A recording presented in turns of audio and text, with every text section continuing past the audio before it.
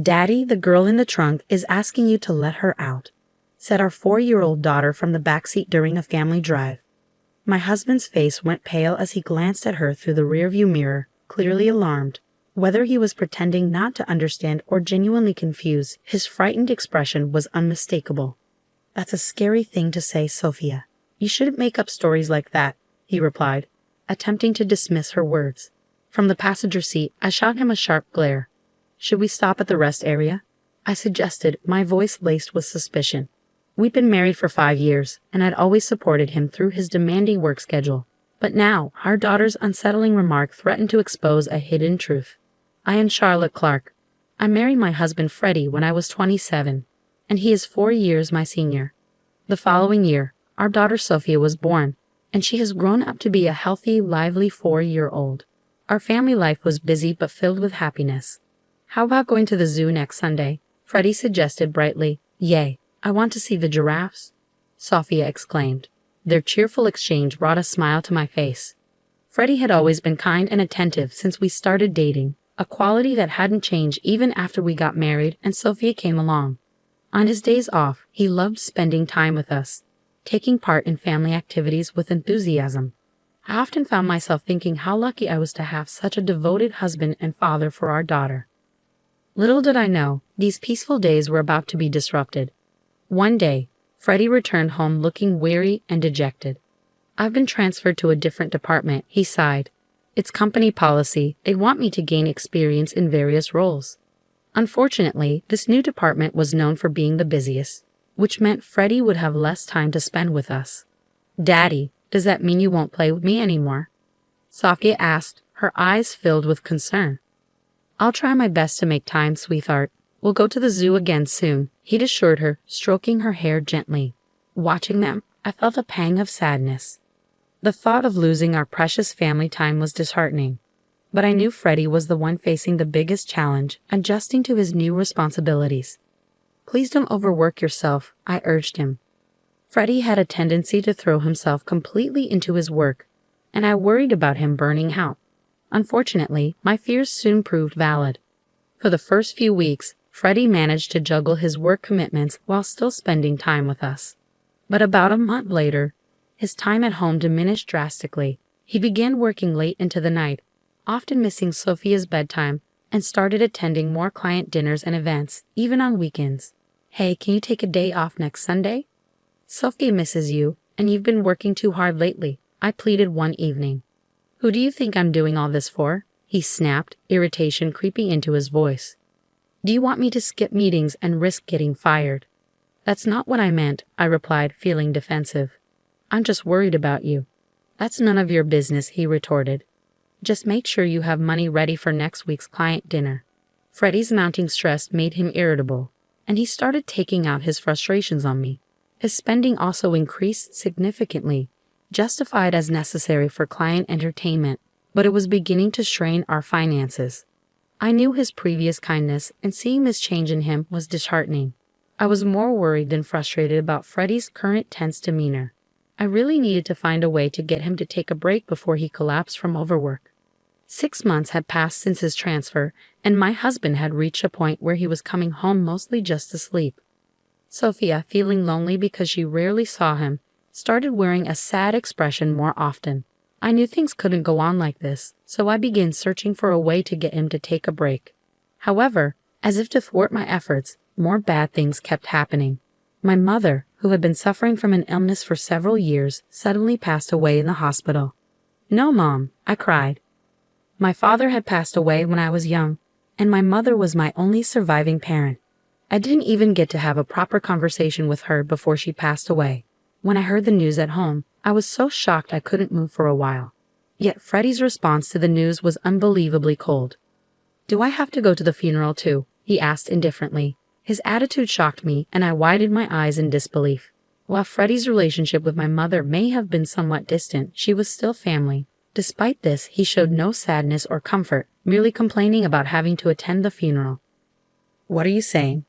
"Of course you have to. It's a family funeral," I exclaimed. "Don't get mad at me." "Oh, why does this have to happen now? I had plans," he retorted. Despite my reprimand, Freddie showed no signs of remorse. I was left in shock. In the past, he would have surely comforted me, perhaps rubbing my back and grieving with me. But now, as he sighed in dissatisfaction, he seemed nothing like the person I once promised a future with. Naturally, he didn't help with any preparations for my mother's funeral, so I arranged everything alone. On the day of the service, my husband remained sullenly silent. "It's over now, right?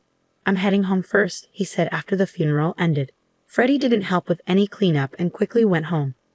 I was initially confused by his actions, but by then I had lost the energy to be angry. I was simply bewildered and disappointed in him.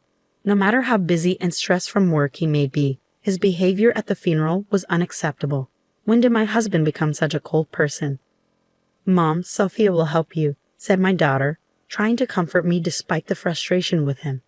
I finished cleaning up with my daughter by my side, and before heading home, I decided to stop by my parents' house for a short while. It wasn't far from where we lived, and I wanted to reminisce about my mother after saying my final goodbye. Though the decision was led by my heart, it felt right. When I arrived at my parents' house, burdened by grief, I discovered something shocking. "Mom, wait a moment," Sophia suddenly exclaimed as soon as we entered the house. Her expression changed and she dashed straight into the back room. Although I had taken her to visit my mother's place several times before, I had never seen her behave like this.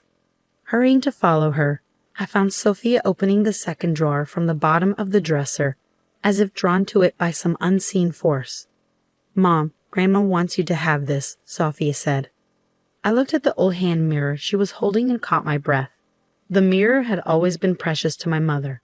She had treasured it so much that even I rarely saw her use it, and I didn't even know where she kept it.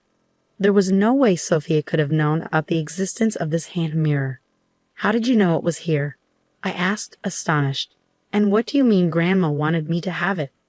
"When Grandma was sleeping earlier, she told me that you were sad and asked me to give this to you," she answered innocently. I couldn't hide my surprise. I didn't think it was a coincidence, so I decided to ask Sophia some questions about things she couldn't possibly know, like tomorrow's dinner menu, what I was thinking about, and even thoughts I had during the funeral. To my astonishment, she answered every question accurately. I wasn't sure how long she had had it, but it seemed my daughter possessed a mysterious ability to know what people were thinking. "Wow, that's amazing, Sophia. You know everything," I said, stroking her head and feeling bewildered. I had always thought mysterious abilities were just fantasy, but I never imagined she actually had such a gift. Sophia put her hand on her hip and showed a proud look on her face.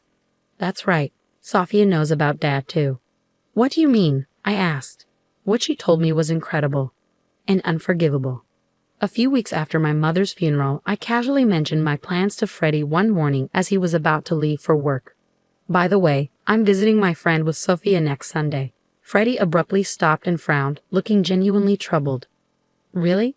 Oh no, I'm off that day. That's too bad."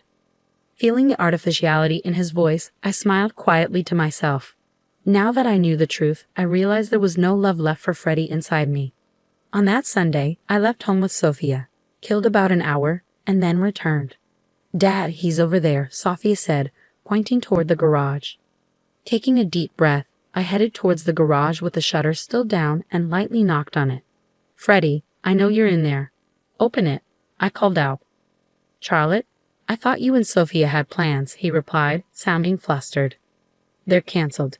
If you're going somewhere, we want to come with you," I said firmly. He hesitated, reluctant to open the shutter. I had a pretty good idea of what was going on inside, but I decided to stay quiet and just observe. "Sophia wants to go for a drive too," I added. Unable to resist her hopeful voice, Freddie had no choice but to agree. A few minutes later, he reluctantly opened the garage, and we started our drive together. Sitting in the passenger seat, I looked at Freddie's profile as he drove and solidified my final decision. Our marriage had been enjoyable and happy, but I also understood that those days would never return. "Hey, did you know Sophia has a special power?" I asked. As we merged onto the highway, I finally brought it up. My husband furrowed his brows in confusion at my sudden confession. "Huh? What's that supposed to mean?" "That's a silly joke," he laughed dismissively. "Daddy, the girl in the trunk, is asking you to let her out," our daughter confidently called from the back seat. I didn't miss the moment Freddie's face stiffened. Whether he intended to play dumb or not, his face, still pale, showed a frightened expression as he glanced at our daughter through the rearview mirror. What a scary thing to say. You shouldn't tell such lies. But it's true. Then should we pull over at the rest area? I suggested on behalf of Sophia, who was hanging her head. Freddie immediately looked at me startled. Huh? We don't need to do that. It's just a kid's joke. Sophia has a mysterious power, you know. Besides, it's hot today. It could be dangerous if someone's really in there. He must have realized what I said made sense. Flinching and stiffening, he headed towards the rest area with a contorted expression on his face. Upon arrival, we left Sophia in the air-conditioned car and went outside to check the trunk. I don't think there's anything in there. Come on, quickly, I said to my hesitant husband. Realizing he couldn't escape anymore, he nervously opened the trunk, breaking into a cold sweat. In the next moment, someone jumped out. I knew you were cheating. The young woman's face was flushed red from the heat. Yes, it turned out that while Sophia and I were out, Freddie had been cheating with her at our home. Probably just as they were about to go for a drive, we came back unexpectedly, so he had no choice but to hide her in the trunk. No, it's not like that. She is a colleague from work. We were just working together, Freddie stammered, shaking his head nervously. Working together? In the trunk? I chuckled at the blatant and ridiculous lie while standing firm. Taking a piece of copy paper from my bag, I showed it to them. And what is this? It says, let's go on a drive date on Sunday. As the woman and Freddie looked at the paper, they turned pale. Their lovey-dovey email exchanges were printed on it. Thanks to Sophia, I had found out everything. On the day of my mother's funeral, at my parents' house, my daughter had confided in me. Daddy has been spending a lot of time with Scarlett lately. I'm sad because Scarlett is taking Daddy away from me. Just having witnessed Sophia's power, what she said made me suspicious, so I decided to investigate my husband for a while. Sure enough, I found undeniable evidence of his affair on his phone. I told you that fake plan because I wanted to punish you. It's a shame it turned into this kind of drive. Hey, it's unfair to look through my phone without permission, Freddie protested, shaking his body. His absurd remark made me burst into laughter. I had thought he was just too busy to come home, but most likely, during that time, he was with his affair partner, Scarlett. He probably used the expenses for dates with her. Despite all the complaints and taking it out on me, who exactly was being unfair here? By the way, I've been recording everything since earlier, I said, recalling all the grievances. I took out my phone from my breast pocket. I expected this would happen, so I secretly pressed the record button to capture evidence since we got into the car. And the evidence I've gathered isn't just messages and this video. I didn't tell you, but I also had hidden cameras in the house and garage. Scarlett, I know everything about you too.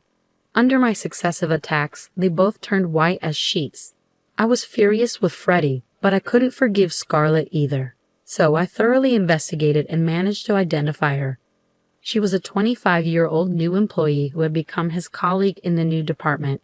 From reading the messages, it seemed she was aware of my existence yet still engaged in the affair, making her equally guilty. Oh, sorry, Charlotte, Freddie whimpered, probably not expecting to be cornered so perfectly. Feeling disdain for Freddie as he pleaded in a voice I had never heard before, I glared at both of them with all my anger. I won't forgive either of you. Prepare yourselves for alimony. Upon hearing my firm words, perhaps realizing their fate, both of them collapsed to their knees. Afterwards, I divorced Freddie. The fact that I had recorded the scene and gathered all the evidence paid off, and they were ordered to pay $300,000 in compensation. I was also able to claim $500 a month in child support from my husband. Their misfortune didn't end there. I heard their affair spread throughout the entire company since they worked in the same department, making things awkward. Eventually, they broke up. They were both looked at with disapproval by their colleagues and eventually had no choice but to resign. Now, it seems they ended up on the street with the burden of the compensation payments. Meanwhile, I am now enjoying peaceful days with Sophia. I'll continue to give lots of love to my daughter, who has a wonderful power, so that she can live happily in the future.